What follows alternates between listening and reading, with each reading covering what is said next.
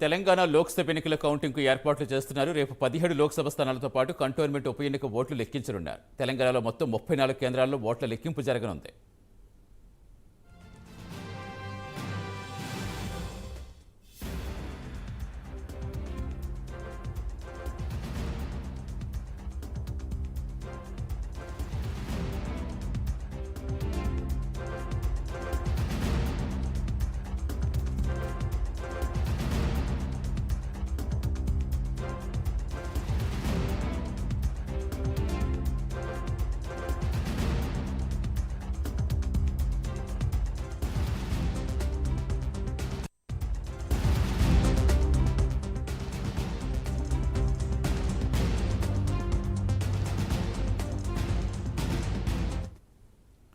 మొత్తం 1855 టేబుల్లో పార్లమెంట్ ఓట్ల లెక్కింపు జరగనుంది. 3 అసెంబ్లీ సెగ్మెంట్స్లో 24 రౌండ్స్లో ఓట్లు లెక్కించనున్నారు.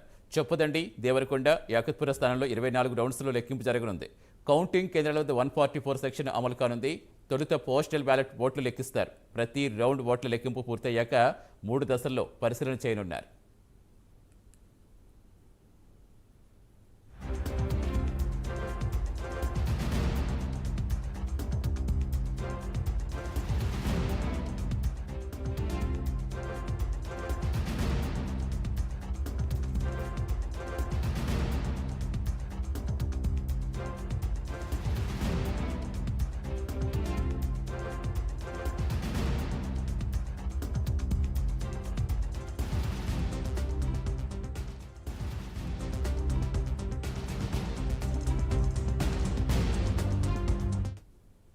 తెలంగాణలో 17 లోక్సభ స్థానాలతో పాటుగా కంటోన్మెంట్ ఉప ఎన్నికకు ఓట్ల లెక్కింపు జరగనుంది. పూర్తి సమాచారం ఇచ్చేందుకు మా కరెస్పాండెంట్ నాగేంద్ర జరుగుతున్న. నాగేంద్ర, కౌంటింగ్ సంబంధించి ఏర్పాట్లు ఎలా ఉన్నాయి, ఏం చెప్తున్నారు అధికారులు?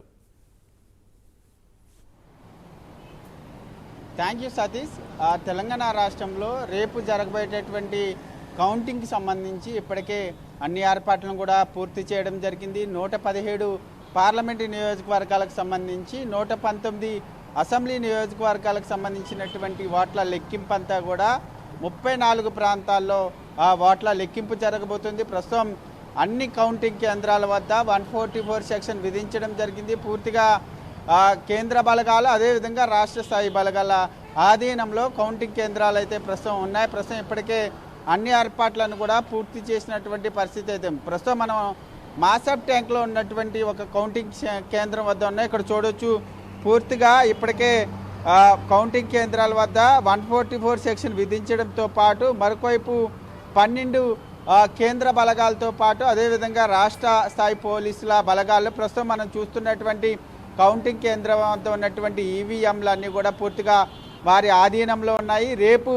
ప్రారంభమయ్యేటటువంటి కౌంటింగ్ సంబంధించి ఇప్పటికే రాష్ట్ర వ్యాప్తంగా కూడా అన్ని ఏర్పాట్లు పూర్తి చేశామంటూ కూడా ఈసీ చెప్పినటువంటి పరిస్థితి అయితే కనిపిస్తుంది. ముఖ్యంగా 17 పార్లమెంటు నియోజకవర్గాలకు సంబంధించినటువంటి అంశంలో దాదాపు 3 అసెంబ్లీ సెగ్మెంట్లలో మాత్రం 24 రౌండ్స్లలో కౌంటింగ్ జరగబోతుంది. అత్యల్పంగా 3 అసెంబ్లీ కేంద్రాల్లో మాత్రం 13 రౌండ్లలోనే ఫలితాలు తెలబోతున్నాయని చెప్పాలి. దాంట్లో ప్రధానంగా 13 రౌండ్లో తేలేటటువంటి లెక్కింపుకి సంబంధించినటువంటి అంశంలో ప్రధానంగా ఆర్మూర్తో పాటు భద్రాచలం, అసోరాపేట ఈ 3 అసెంబ్లీ నియోజకవర్గాలకు సంబంధించినటువంటి ఫలితాలు మాత్రం 13 రౌండ్లలోనే లెక్కింపుకు కంప్లీట్ కాబోతుంది. మిగిలినటువంటి నియోజకవర్గాలకు సంబంధించి 18 నుంచి 21 రౌండ్లలో అయితే లెక్కింపు ప్రక్రియ ప్రారంభం కాబోతుంది.